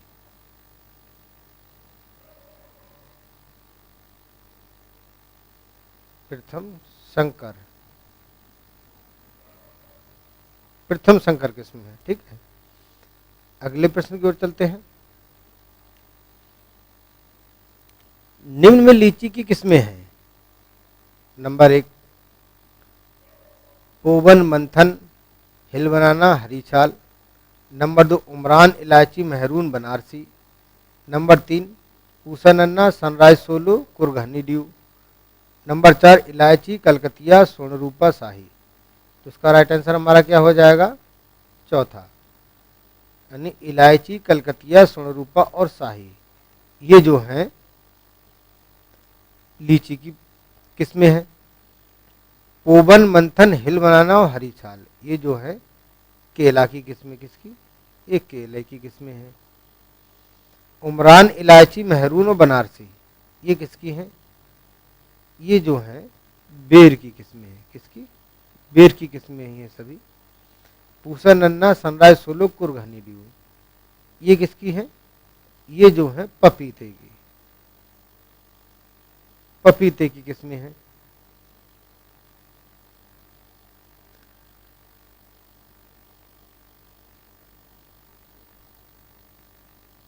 सोनरूपा जो है, ये सोनरूपा, ये इलायची की सोनरूपा जो किस्म है, इसमें नॉन क्रैकिंग क्या है? ये नॉन क्रैकिंग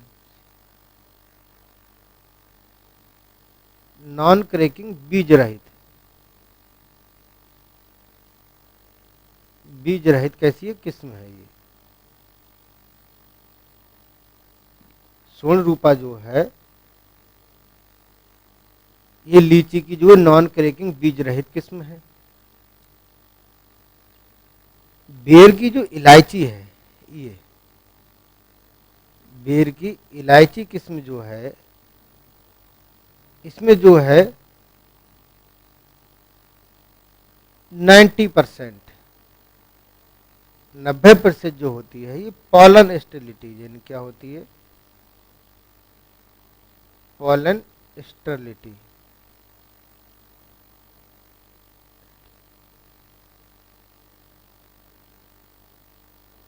पॉलन स्टेरिलिटी पाई जाती कितनी? 90% जो है कौन सी? इलायची में, बेर की। अगले प्रश्न की ओर चलते हैं, ये नोट करते रहे, बहुत इंपॉर्टेंट है।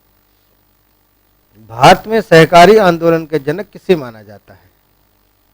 नंबर 1 F निकोलसन को, सर मैकलागन को, DR गाडगिल और AD गोरवाला। तो इसका राइट आंसर हमारा क्या हो जाएगा? F Nicholson. यानी भारत में सहकारी आंदोलन के जनक जो है F निकोलसन को माना जाता है। तो राइट आंसर हमारा हो जाएगा पहला। ठीक है, कैल्शियम सबसे अधिक किस फल में पाया जाता है? नंबर 1 करौंदा, नंबर 2 बादाम, नंबर 3 लीची और नंबर 4 सेब। तो इसका राइट आंसर हमारा क्या हो जाएगा, लीची। कैल्शियम जो सबसे अधिक किसमें पाया जाता है, लीची में। करौंदा में सबसे ज़्यादा पाया जाता है आयरन।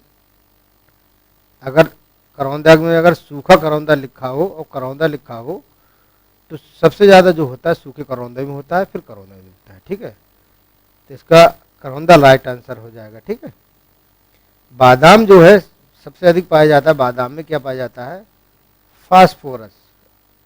फास्फोरस फास्फोरस भी पाया जाता है बादाम में। सेब में क्या पाया जाता है, इसमें पाया जाता है मैलिक अम्ल। बहुत पूछा जाता है, सेब में क्या पाया जाता है, मैलिक अम्ल। करौंदा में आयरन, बादाम में जो है फास्फोरस, लीची में जो है कैल्शियम। अगले प्रश्न की ओर चलते हैं। केंद्रीय शुष्क भूमि कृषि अनुसंधान संस्थान कहाँ स्थित है? Number 1 Jodhpur, number 2 Hyderabad, number 3 Srinagar, number 4 Ludhiana. तो इसका राइट आंसर हमारा क्या हो जाएगा, हैदराबाद। यानी केंद्रीय शुष्क भूमि कृषि अनुसंधान संस्थान कहाँ है, तो ये है हैदराबाद में। जोधपुर में क्या है, जोधपुर में जो है कजरी है। कजरी कहाँ है, ये जोधपुर में है। श्रीनगर में क्या है, श्रीनगर में है CITH, central tropical research institute, CITH। ठीक है, लुधियाना में क्या है, ये CIPHET, यानी central institute of post harvest engineering and technology कहाँ है, ये लुधियाना में है। और centre arid zone research institute कहाँ है, ये जोधपुर में है। ठीक, अगले प्रश्न की ओर चलते हैं। उत्तर प्रदेश सरकार द्वारा शुरू की गई पंचामृत योजना का संबंध किस फसल से है? नंबर 1 गेहूं की फसल से, गन्ने की फसल से, सरसों की फसल से और धान की फसल से। तो उसका राइट आंसर हमारा क्या है, गन्ने की फसल से जो है संबंधित है। पंचामृत योजना का संबंध किससे है, गन्ने की फसल में। और इसके उद्देश्य क्या है, गन्ने की उपज को बढ़ाना। क्या, उपज को बढ़ाना, उपज को बढ़ाना। ठीक है, अगले प्रश्न की ओर चलते हैं। उर्द, अरहर, लौकी, मूंग, लोबिया, करेला, तरबूज में जो है गुणसूत्रों की संख्या कितनी होती है? नंबर 1 22, नंबर 2 24, नंबर 3 40 और नंबर 4 48। तो इसका राइट आंसर हमारा क्या हो जाएगा, 22। यानी उर्द, अरहर, लौकी, मूंग, लोबिया, करेला और तरबूज, इन सब में गुणसूत्रों की संख्या कितनी होती है, 2n बराबर कितनी होती है, 22 होती है। ठीक है, 24 जो होती है गुणसूत्र संख्या, वो टमाटर, मिर्च, खरबूज और बैंगन। टमाटर, मिर्च, खरबूज, बैंगन में जो है गुणसूत्र संख्या कितनी होती है, 2n बराबर 24 होती है। 40 जो होती है ये मूंगफली, आम, सोयाबीन। मूंगफली, आम, सोयाबीन में जो होती है कितनी होती है, 2n बराबर 40 होते हैं गुणसूत्र। ठीक है, 48 जो होते हैं वो बेर, आलू और तंबाकू। बेर, आलू, तंबाकू में जो गुणसूत्र संख्या होती है वो 2n बराबर 48 होती है। ठीक है, अगले प्रश्न की ओर चलते हैं। संयुक्त राष्ट्र ने जो किस वर्ष को जो है इंटरनेशनल ईयर ऑफ मिलेट घोषित किया? नंबर 1 2021, 2022, 2023 और 2024। इसका राइट आंसर हमारा क्या हो जाएगा, 2023 को जो है संयुक्त राष्ट्र संघ ने जो है इंटरनेशनल ईयर ऑफ मिलेट घोषित किया है। अगले प्रश्न की ओर चलते हैं। निम्न में धान के पुष्प क्रम को क्या कहते हैं? Number 1 head, number 2 साइमोस, number 3 panicle, number 4 spike. तो उसका राइट आंसर हमारा क्या हो जाएगा? पेनिकल। यानी धान के पुष्प क्रम को क्या कहते हैं? पेनिकल कहते हैं। हेड जो है ये ज्वार,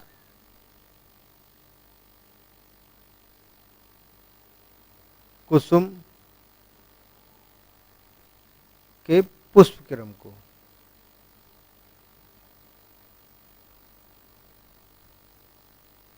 यानी हेड जो है ज्वार कुसुम के पुष्प क्रम को क्या कहते हैं? हेड कहते हैं। आलू, तिल और अलसी, आलू तिल अलसी के जो पुष्प क्रम को क्या कहते हैं? वो साइमोस कहते हैं। और गेहूं और जौ, गेहूं और जौ के जो है पुष्प क्रम को क्या कहते हैं? वो स्पाइक कहते हैं। नोट कर लें, बहुत इंपॉर्टेंट है ये सब। अगले प्रश्न की ओर चलते हैं। निम्न मटर का परीक्षण भार जो है कितना होता है? मटर का जो परीक्षण भार होता है वो कितना होता है? नंबर 1 40 ग्राम, 100 ग्राम, 10 ग्राम और 72 ग्राम। तो उसका राइट आंसर हमारा क्या हो जाएगा? 100 ग्राम। यानी मटर का जो परीक्षण भार होता है वो 100 ग्राम होता है। गेहूं का कितना होता है? वो होता है 40 ग्राम। कितना होता है? 40 ग्राम। 10 ग्राम जो होता है ये अलसी का होता है। किसका? अलसी का परीक्षण भार कितना होता है? वो 10 ग्राम होता है। 72 ग्राम जो होता है ये अरहर का होता है। अरहर का परीक्षण भार कितना होता है? वो 72 ग्राम होता है। अगले प्रश्न की ओर चलते हैं। निम्न में डबल सिक्का किसमें पाई जाती है? नंबर 1 भेड़ में, नंबर 2 गाय में, नंबर 3 मुर्गी में, नंबर 4 सुअर में। इसका राइट आंसर हमारा क्या हो जाएगा? मुर्गी में। यानी डबल सिक्का जो पाई जाती है वो मुर्गी में पाई जाती है। अगले प्रश्न की ओर चलते हैं। सर्वाधिक लवणीय मृदा का क्षेत्रफल किस प्रदेश में है? Number 1 Gujarat, number 2 Uttar Pradesh, number 3 Haryana और नंबर 4 पंजाब। उसका राइट आंसर हमारा क्या हो जाएगा? गुजरात। यानी लवणीय मृदा का क्षेत्रफल सबसे अधिक कहाँ है? वो गुजरात में है। गुजरात जो है फर्स्ट पोजीशन पे है। यानी फर्स्ट स्थान जो है, पहला स्थान जो है लवणीय मृदा का क्षेत्रफल में वो गुजरात का है। दूसरा स्थान जो है सेकंड वो उत्तर प्रदेश का है। थर्ड स्थान जो है ये हरियाणा का है। लवणीय मृदा का क्षेत्रफल सबसे अधिक थर्ड स्थान पे जो है भारत में वो हरियाणा के पास है। और चौथा स्थान जो है लवणीय मृदा का जो है फोर्थ पोजीशन वो है पंजाब की। ठीक, अगले प्रश्न की ओर चलते हैं। सर्वाधिक क्षारीय मृदा का क्षेत्रफल किस प्रदेश में है? Number 1 Gujarat, number 2 Uttar Pradesh, number 3 Haryana, number 4 Punjab. यानी क्षारीय मृदा का क्षेत्रफल सबसे अधिक जो है वो कहाँ है? वो है उत्तर प्रदेश में। यानी सर्वाधिक क्षारीय मृदा का क्षेत्रफल जो है वो है उत्तर प्रदेश में। अगले प्रश्न की ओर चलते हैं। चंबल घाटी में किस अपर्दन की गंभीर समस्या है?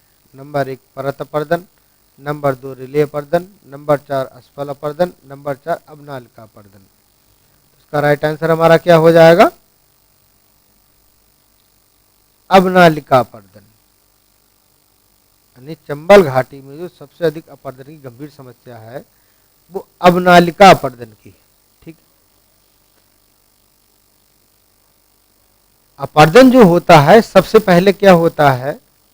पहले होता है हमारा असफल अपर्दन। पहले क्या होता है? अगर मिलाने को भी कभी कभी आ जाता है कि पहले लाइन से सीरियल से बताइए, तो क्या होता है? पहला होता है हमारा असफल। असफल अपर्दन। ध्यान से देख रहे हैं आप लोग, बहुत इंपॉर्टेंट है ये। मिलान करने के लिए आता है लाइन से, सीरियल से लगाने के लिए। पहले आएगा हमारा असफल अपर्दन, दूसरा क्या होगा हमारा, दूसरा होगा हमारा परत अपर्दन। असफल अपर्दन के बाद परत अपर्दन, परत अपर्दन। ठीक है। तो तीसरे नंबर पे क्या होगा हमारा, रिले अपर्दन। तीसरे नंबर पे क्या होगा हमारा, रिले अपर्दन। और चौथे नंबर पे क्या होगा हमारा, वो होगा अवनालिका।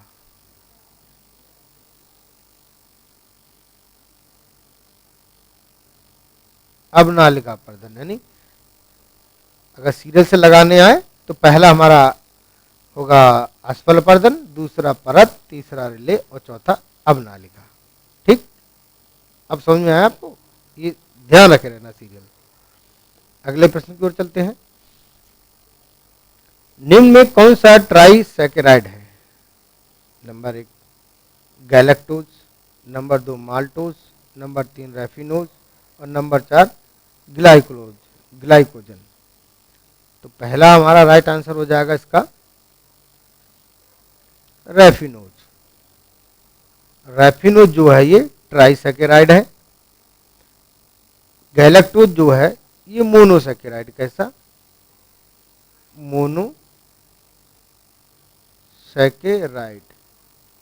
मोनोसैकेराइड है। माल्टोज जो है ये डाइसैकेराइड। कैसा, डाइसैकेराइड। ठीक है। ग्लाइकोजन जो है ये पॉलीसैकेराइड। कैसा, पॉलीसैकेराइड। ठीक। अगले प्रश्न की ओर चलते हैं।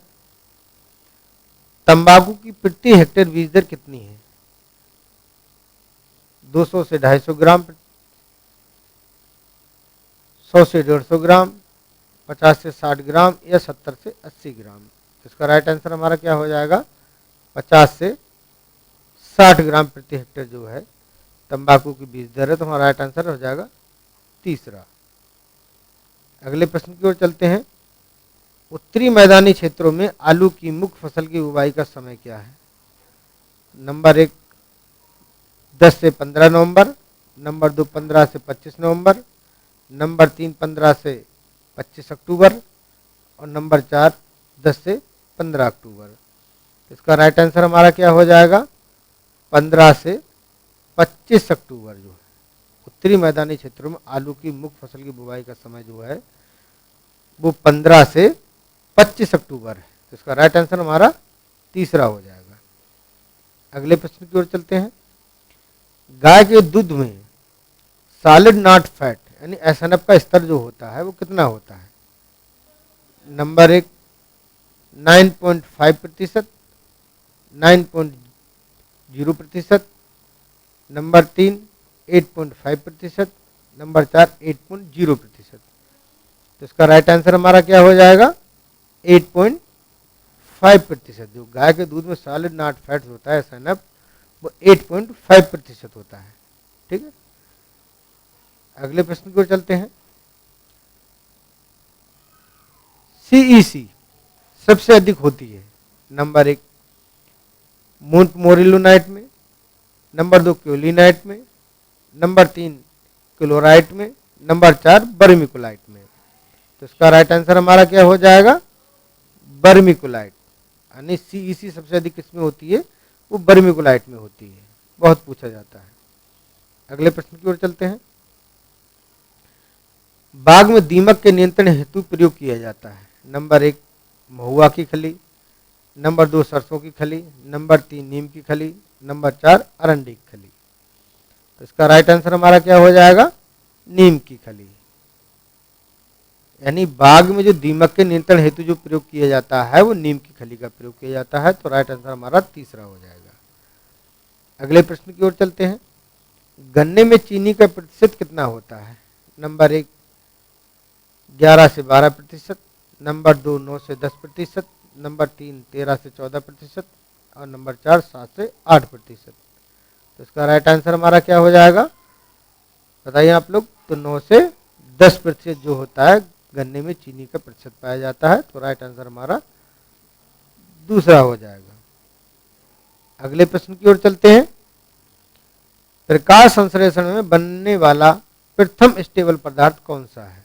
Number 1 formaldehyde, number 2 glucose, number 3 फास्फोग्लिसरॉल्डिहाइड, और नंबर 4 फास्फोग्लिसरिक एसिड। तो इसका राइट आंसर हमारा क्या होगा, फास्फोग्लिसरिक एसिड। यानी प्रकाश संश्लेषण में बनने वाला प्रथम स्टेबल पदार्थ कौन सा होता है, वो फास्फोग्लिसरिक एसिड होता है। तो राइट आंसर हमारा चौथा हो जाएगा। अगले प्रश्न की ओर चलते हैं।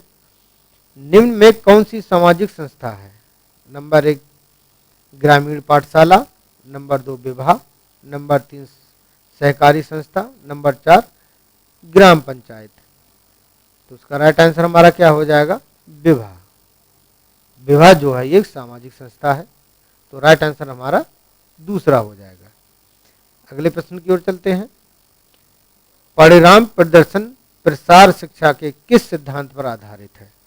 नंबर 1 करके सीखो, नंबर 2 आत्मनिर्भर बनो, नंबर 3 देखो और विश्वास करो, और नंबर 4 स्वयं की मदद करो।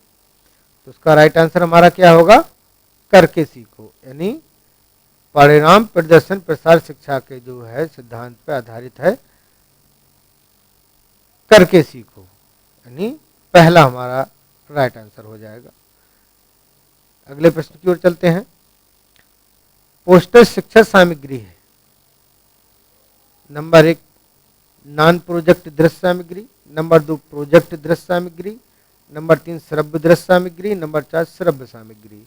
इसका राइट आंसर हमारा क्या हो जाएगा, नॉन प्रोजेक्टर दृश्य सामग्री। तो इसका राइट आंसर हमारा पहला हो जाएगा। बहुत पूछा जाता है। अगले प्रश्न की ओर चलते हैं। बीज परीक्षण में टेट्राजोलियम क्लोराइड का प्रयोग करते हैं। नंबर 1 जीवन क्षमता के लिए, नंबर 2 शुद्धता के लिए, नंबर 3 अंकुरण के लिए, और नंबर 4 उपरोक्त में से कोई नहीं। तो बताइए आप लोग राइट आंसर क्या होगा, जीवन क्षमता के लिए। यानी जीवन क्षमता के लिए जो है टेट्राजोलियम क्लोराइड का प्रयोग करते हैं। तो राइट आंसर हमारा पहला हो जाएगा। अगले प्रश्न की ओर चलते हैं। हेडेन हंगर का संबंध किससे है? नंबर 1 तत्वों की कमी से, नंबर 2 प्रकाश की कमी से, नंबर 3 पानी की कमी से, और नंबर 4 हवा की कमी से। तो इसका राइट आंसर हमारा क्या होगा, तत्वों की कमी से। हेडेन हंगर का संबंध किसके का है, ये तत्वों की कमी से है। तो राइट आंसर हमारा पहला हो जाएगा। अगले प्रश्न की ओर चलते हैं।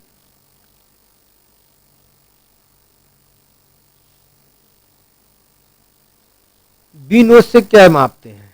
नंबर 1 मृदा लवणता, नंबर 2 जल प्रवाह, नंबर 3 मृदा जल विभव, नंबर 4 उपरोक्त में से कोई नहीं।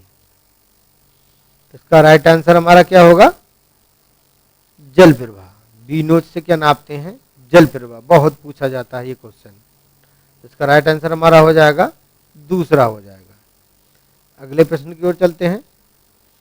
उत्तर प्रदेश को कितने जलवायु क्षेत्रों में बांटा गया है? नंबर 1 9, नंबर 2 15, नंबर 3 20, और नंबर 4 22। तो इसका राइट आंसर हमारा क्या हो जाएगा, 9। यानी उत्तर प्रदेश को कितने जलवायु क्षेत्रों में बांटा गया है, वो 9 जलवायु क्षेत्रों में बांटा गया है। और भारत को जो कितने जलवायु क्षेत्रों में बांटा गया है, वो बांटा गया है 15। भारत को जो है जलवायु क्षेत्रों में बांटा गया है। तो ये 15 जलवायु क्षेत्रों में बांटा गया है।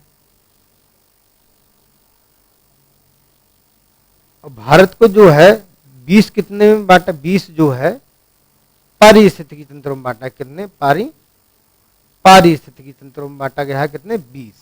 ठीक। अगले प्रश्न की ओर चलते हैं। सिनर्जेटिक खेती का उदाहरण है। नंबर 1 गेहूं प्लस सरसों, नंबर 2 गन्ना प्लस आलू, नंबर 3 गन्ना प्लस पटसन, नंबर 4 आलू प्लस मक्का। तो इसका राइट आंसर हमारा क्या होगा? गन्ना प्लस आलू। ये क्या है? सिनर्जेटिक खेती का जो है उदाहरण है। इसका राइट आंसर हमारा हो जाएगा दूसरा। अगले प्रश्न की ओर चलते हैं। शुद्ध घी में वेजिटेबल ऑयल की मिलावट का पता किससे लगाते हैं? नंबर 1 बैलेंटा परीक्षण, नंबर 2 अम्ल परीक्षण, नंबर 3 निकिल परीक्षण, नंबर 4 हाफिन परीक्षण। तो इसका राइट आंसर हमारा क्या होगा? हाफिन परीक्षण। यानी शुद्ध घी में वेजिटेबल ऑयल की जो मिलावट का पता हम किससे लगाते हैं? हाफिन परीक्षण। तो हमारा राइट आंसर हो जाएगा चौथा। अगले प्रश्न की ओर चलते हैं। निम्न में गाय की विदेशी नस्ल है? Number 1 Ayrshire, number 2 Karan Swiss, number 3 देवायनी, नंबर 4 जरसिंधी। तो इसका राइट आंसर हमारा क्या होगा? आयरशायर। गाय की जो आयरशायर नस्ल है ये विदेशी नस्ल है, तो इसका राइट आंसर हमारा पहला हो जाएगा। अगले प्रश्न की ओर चलते हैं। आंधी या तूफान आने से पहले बैरोमीटर का पारा क्या होता है? नंबर 1 अनिश्चित बना रहता है, नंबर 2 धीरे धीरे ऊपर चढ़ता है, नंबर 3 शीघ्रता से ऊपर उठता है, नंबर 4 शीघ्रता से नीचे गिरता है। तो इसका राइट आंसर हमारा हो जाएगा शीघ्रता से नीचे गिरता है। तो राइट आंसर हमारा चौथा हो जाएगा। बहुत पूछा जाता है ये प्रश्न। अगले प्रश्न की ओर चलते हैं। लाख में रेजिन कितने प्रतिशत होता है? Number 1 68%, number 2 28%, number 3 78%, number 4 48%। इसका राइट आंसर हमारा क्या होगा? 68%। यानी लाख में रेजिन जो होता है वो 68% होता है। 68%। तो इसका राइट आंसर हमारा पहला हो जाएगा। ठीक। अगले प्रश्न की ओर चलते हैं। धान की रोपाई के लिए उपयुक्त गहराई होनी चाहिए? Number 1 20 centimetre, number 2 10 centimetre, number 3 15 centimetre, number 4 5 centimetre. तो इसका राइट आंसर हमारा क्या होगा? 5 सेंटीमीटर। यानी धान की रोपाई के लिए उपयुक्त गहराई जो है वो 5 सेंटीमीटर। तो राइट आंसर हमारा चौथा हो जाएगा। अगले प्रश्न की ओर चलते हैं। नाबार्ड की स्थापना कब हुई? नंबर 1 1981 में, नंबर 2 1982 में, नंबर 3 1983 में, नंबर 4 1984 में। तो उसका राइट आंसर हमारा क्या होगा? 1982 में। यानी नाबार्ड की स्थापना जो हुई थी वो 1982 में हुई। तो राइट आंसर हमारा दूसरा हो जाएगा। अगले प्रश्न की ओर चलते हैं। निम्न में डिस्क हैरों का टिल्ट कोण होता है वो कितना होता है? नंबर 1 20 अंश, नंबर 2 5 अंश, नंबर 3 3 अंश और नंबर 4 45 अंश। तो इसका राइट आंसर हमारा क्या हो जाएगा? 20 अंश। यानी डिस्क हैरों का टिल्ट कोण जो होता है वो 20 अंश होता है। तो राइट आंसर हमारा पहला हो जाएगा। अगले प्रश्न की ओर चलते हैं। निम्न में भैंस की किस नस्ल के सींग जो है चपटे एवं हंसिए के आकार के होते हैं? नंबर 1 मुर्रा भैंस, नंबर 2 जफराबादी, नंबर 3 सूरती और नंबर 4 नीली। इसका राइट आंसर हमारा क्या होगा? सूरती। सूरती भैंस जो होती है उस नस्ल जो होती है उसके सींग जो चपटे और हाशिए के आकार के होते हैं, इसलिए हमारा राइट आंसर हमारा हो जाएगा तीसरा सूरती। अगले प्रश्न की ओर चलते हैं। निम्न में स्ट्रिप कप परीक्षण किस बीमारी में किया जाता है?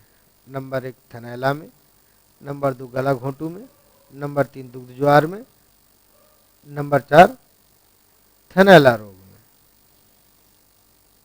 तो इसका ये हमारा ऑप्शन 2 बार लिख दिया है, मिस्टेक हो गई है।